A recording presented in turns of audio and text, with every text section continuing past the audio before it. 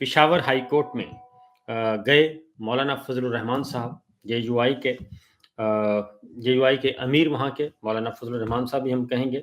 वो गए और पिशावर हाई कोर्ट में, और उनको पिशावर हाई कोर्ट से भी आज नदामत का सामना करना पड़ा। और वो गए थे सुहेल अफरीदी साहब, वज़ीर आला खैबर पख्तूनख्वा का हलफ रुकवाने के लिए। और वाकई मौलाना फजलुर रहमान साहब जो हैं वो तो नून लीग से भी 2 कदम आगे निकल गए। पीपल्स पार्टी भी पीछे हट गई और अवामी नेशनल पार्टी ने तो बहुत ही अच्छा फैसला किया। हाँ, लेकिन मौलाना साहब जो हैं वो सफ़े अव्वल के इत्तेहादी निकले, और वो सफ़े अव्वल के इत्तेहादी ऐसे निकले कि उन्होंने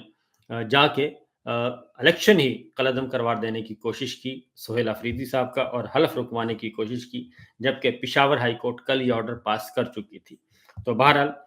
अब आते हैं ज़रा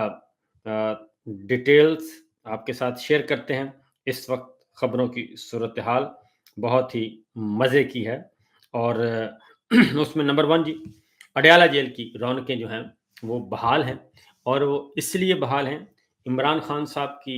मोहब्बत में उन्होंने बहाल नहीं की, बल्कि अब चूँकि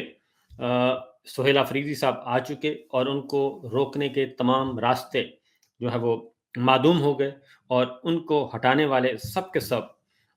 एक बॉल इमरान खान साहब ने एक बॉल करवाई, और वो कहते हैं ना कि जी एक बॉल में ऑल टीम आउट कैसे होती है, तो ये एक बॉल थी पॉलिटिक्स में, कि उन्होंने अपना एक खिलाड़ी यहाँ से हटा के यहाँ रख दिया, और एक जो 3 डाउन 4 डाउन बैट्समैन था उसको उन्होंने ओपनिंग बैट्समैन के तौर पे करवा दी ओपनिंग, क्योंकि सुहेल अफरीदी साहब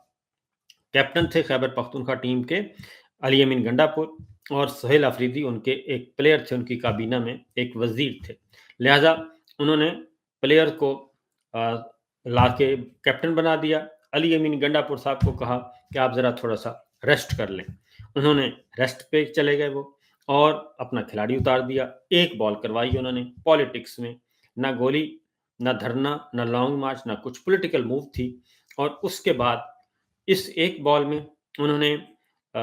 उसके मुकाबले में कौन थे, 70 साल से पॉलिटिक्स करने वाले, बल्कि 100 साल से पॉलिटिक्स करने वाले सियासतदान,